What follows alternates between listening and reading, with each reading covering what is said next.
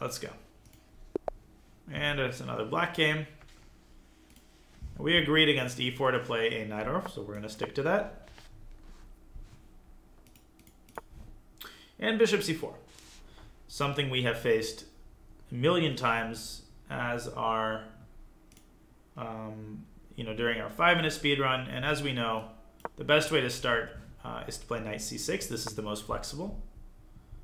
Now, as I explained to Charlie, the easiest way to understand why this is not dangerous is because we haven't pushed our e-pawn yet. When you play e5 and white plays bishop c4, that's the Italian. Here you can play e6 in order to blunt the bishop and make it bite on granite. This is very simple. Now you can follow up with d5, but you don't have to rush with d5. That move isn't going anywhere. What I like to do here is first develop my knight and maybe lure white into going e5 himself, because then you're going to go knight g4 and win the pawn. Now, it's time for us to go d5, expand and grab control of the center. ed, ed, we've got phenomenal position. If he goes here, he'll lose a piece. A lot of people do that. There we go. So this is a super common trap, and I would call this a level 2 trap. A level 1 trap, and what is the... Could somebody give me the whole sequence here? Because it's not what you guys might think. It's not what you guys might think. Because if we give queen a4, yeah, queen a5 check, he sees for sure, so he thinks, well, I go knight c3, cover the check and defend the bishop. What he's missed is the move d4 after that. d4 wins the knight. So a level 1 trap would be a situation where this wins a piece immediately. Level 2 trap, okay, he sees the basics, but now he's spotted that d4 wins the piece. These games are not competitive at all. Well, actually, it doesn't. I think he can save the piece, but he'd have to really bend over backwards. Well, it's just how it happened today. A lot of these games have gotten more competitive. I think when we cross 16, 1700, we'll stop winning games so quickly, but it's not a bad thing. I think every game has its place. Okay, so knight c3, d4. Bishop c6, bc, and let's see if he finds the way to extra. Yeah, he does. He does find the way to get his knight saved. I didn't see this initially before. Now, it's not a good thing. He attacks our queen, and he cuts into the pin. So we play c takes b4, and now his knight is free to move. However, he's going to lose at least 1 pawn, probably 2, and his position is going to be miserable. So good job by our opponent, finding very nice defensive resource. All right. So let's get the order of operations right. This tension between the knights, there's no reason for us to keep it, right?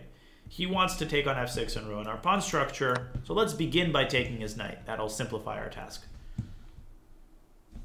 Now, how should we proceed here? Because there's a tempting move that doesn't do as much as it looks, and then there's a good move, which does perhaps more than it looks. So you guys are falling for the tempting move. The tempting move is b3. b3 looks good, right? It looks like an edgy discovered check. But after bishop d2, you can play bc, and after queen takes c2, white is fine, and white's going to be attacking that c6 pawn. So I like people's suggestion of bishop a6 to stop castling, but I don't think we need to overcomplicate it. I don't think we need to overcomplicate it.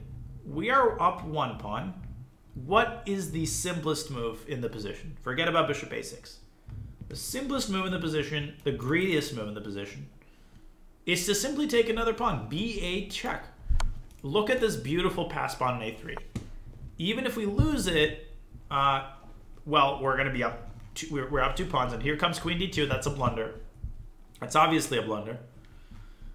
So we got fortunate here, but even without it, white is essentially lost, and I'll explain that after the game. Yeah.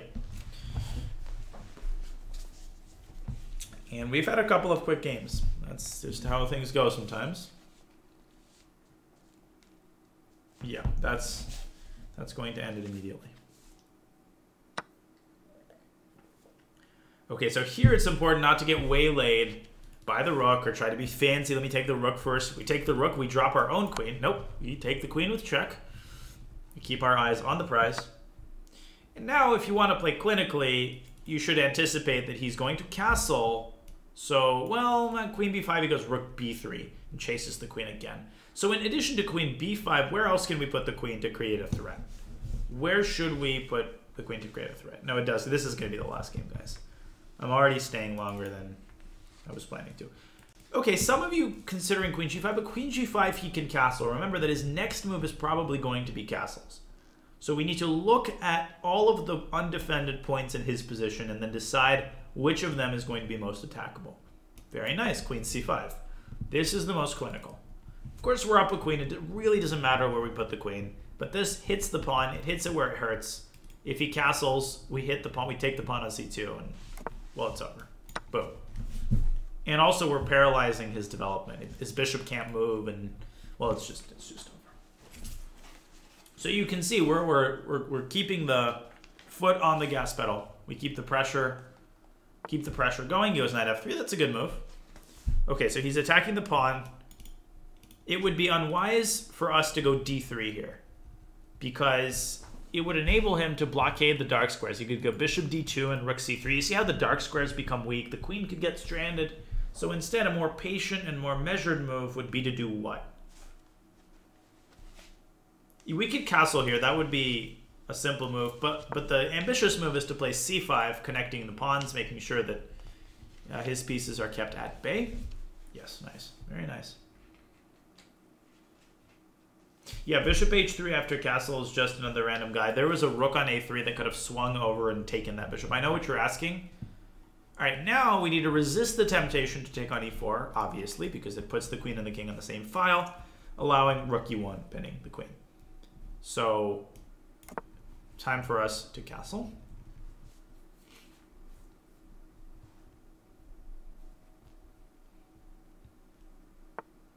Rook e1. All right. There's many approaches to winning the game. I always propose to complete our development when possible. This bishop on c8, where should it go? Where would be a good way to put, where would be a good square to put the bishop on? e6 is fine. Yeah, bishop e6 totally fine. Don't go bishop a6, that blunders the bishop. But I like the concept of bishop b7 attacking the pawn. What I like about this move, not only does it attack the pawn immediately, but if you play z5, we're able to take and snap off this knight, which makes the win a lot easier. In addition, it's just a nice, out-of-the-way square. We can take the pawn immediately. We can also bring the rook into the game, kind of soft pinning the knight. If the knight moves, we take the pawn to the rook. All right, this is not very scary, although it's a good effort. One thing I would refrain from doing is going f6. f6, maybe he can go knight d7, and he'll start threatening some sort of tactics. So I think it's a good time now to snap off this pawn on e4. Bishop takes e4. And the reason I'm not overly breaking things down here is because anything is winning as long as you're moving in the right direction. You're bringing pieces into the game. You're taking pawns and stuff. It doesn't matter at a granular level what you're doing. So now I noticed that we could counteract his influence on the g-file with a timely bishop g6. Bishop g6 would be a very solid move just to make sure there's no crap that happens down the g-file, so let's do it. And he's probably going to go rook c1. That would be my guess. And then we have a nice simplifying idea that just wins the game on the spot. Yeah. Okay. What is this simplifying idea? Yeah, you guys are already spotting it.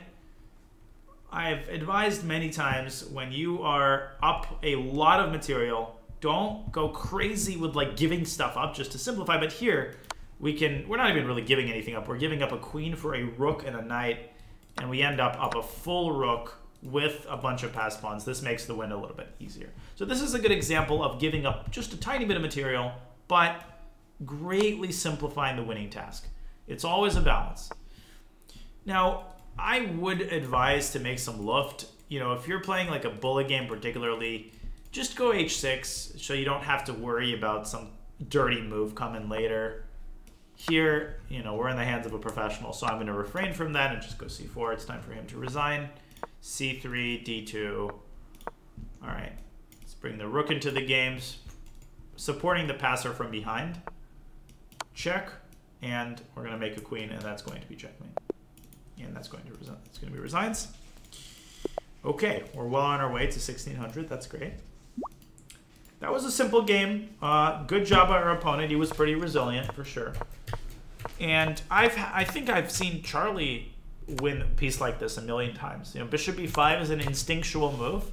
He should bring the bishop to a2, in which case we can bring our bishop to g4 and then complete our kingside development. And yeah, nicely done here. Bishop c6 and b4 is the correct approach. But knight e4 allows unnecessary simplification. If I were white, I would just drop the knight to e2 to target the d4 pawn and to make sure the center remains closed.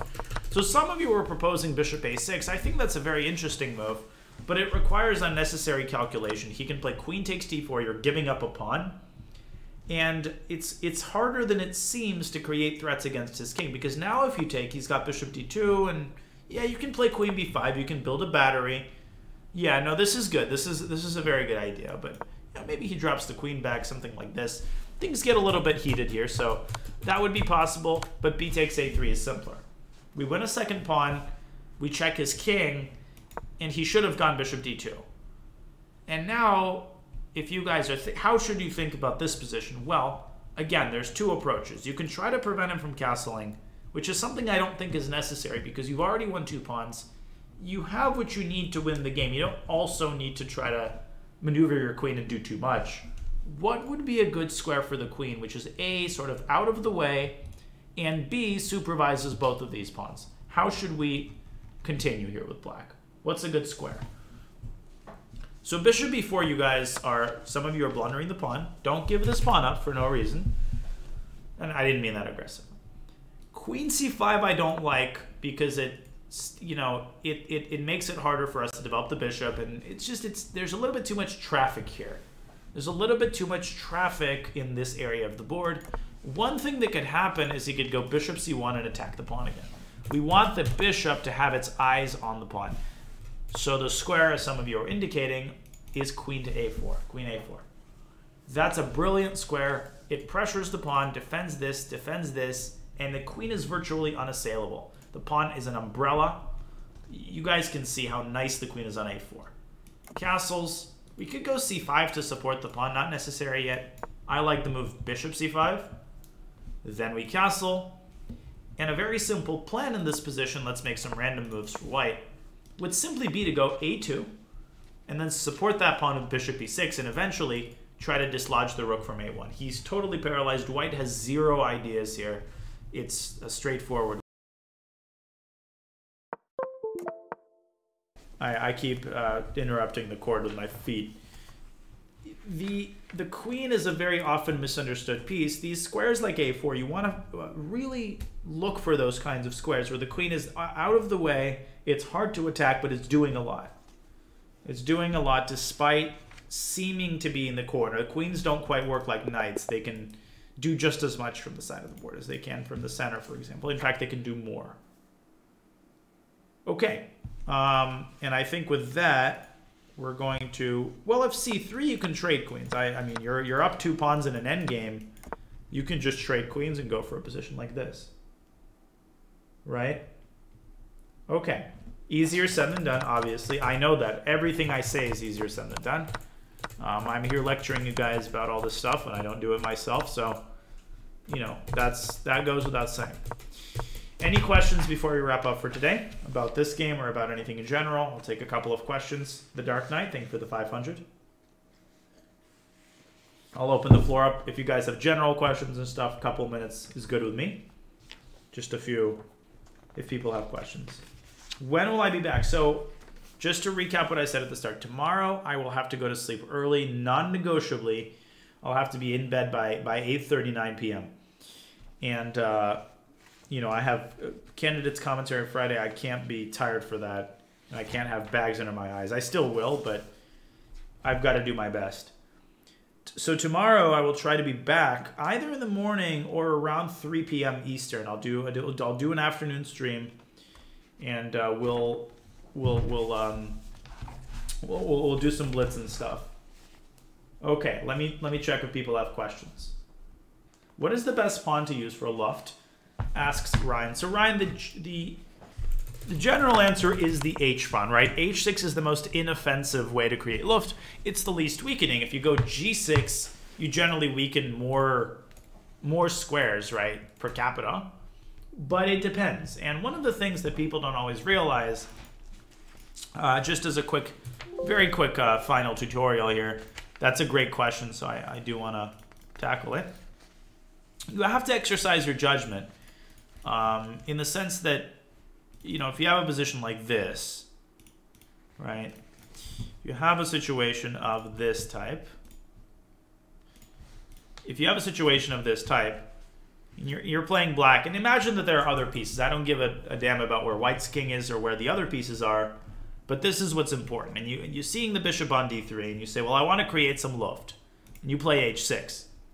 That's a pretty myopic approach because you have to anticipate that white's going to go e5, and you know the bishop's going to now control h7, and you've created Luft in name only. Rook, I'm sure people have fallen into this a million times. I've fallen into this shit a million times. I allowed myself a little indulgence there. So this might be a good example of when g6 is a good move, right? This is a good example of when g6 is a good move. But I will make a further complicating point, which hopefully is more than a complicating point. In endgames, there is a particular kind of move which grandmasters make automatically, but people often don't quite understand. And the purpose of this move, I'm going to say that immediately, is essentially to hold down your opponent's pawns on one side of the board. So let me try to give you an example. Let me see if I can think of an example. So I think there was this game. Oh, I have a phenomenal example. We'll end with this. But this is a phenomenal example. I've given this to my higher rated students. It's complicated, but I'll walk you guys through it. I need to grab a book that I know this is in, so I'll be right back. And this will be a good way to top it off, I think. So the book I brought is called Mastering Endgame Strategy by Johan Hellsten, who's a Swedish grandmaster. I think now works as a coach. Fantastic book. He wrote Mastering Middle Game Strategy and Mastering Endgame Strategy. It's sort of a pair of books. These are good books. I use them more as reference books to give my students material and stuff. It's a hard book to just like read cover to cover. It's long, so you know it has great material, and it's got some really good stuff.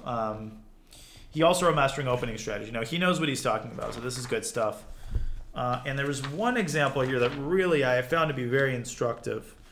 And let me see if I can remember who played. That's the one problem. I don't remember who was playing this game. Let me see if I can reconstruct this. I'll do a mega base search because I remember where some of the pieces were. Okay, so this is a game between two grandmasters. So McNabb is a Scottish GM, Rosenthalis, a Lithuanian guy. And you get this position. This doesn't seem at first to have anything to do with Luft because the king is not in the back rank, but it's a similar concept. So essentially, well, what's going on here? Who's playing for an advantage? The first thing to notice, right, the material count, is that black is up a pawn. Black is up a pawn, which may seem to give black, you know, excellent winning chances. But if you look a little bit more carefully, you run into a problem, which is that white threatens to win the pawn back, and black doesn't seem to have a good way to defend against that. I'm just flipping to this moment in the book. 155, 383, 92.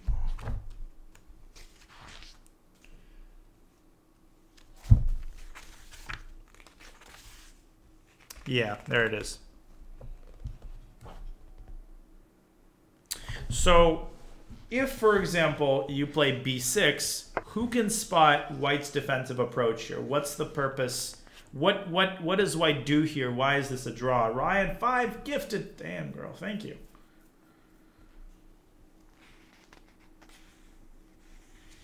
Thank you, Ryan. I appreciate it.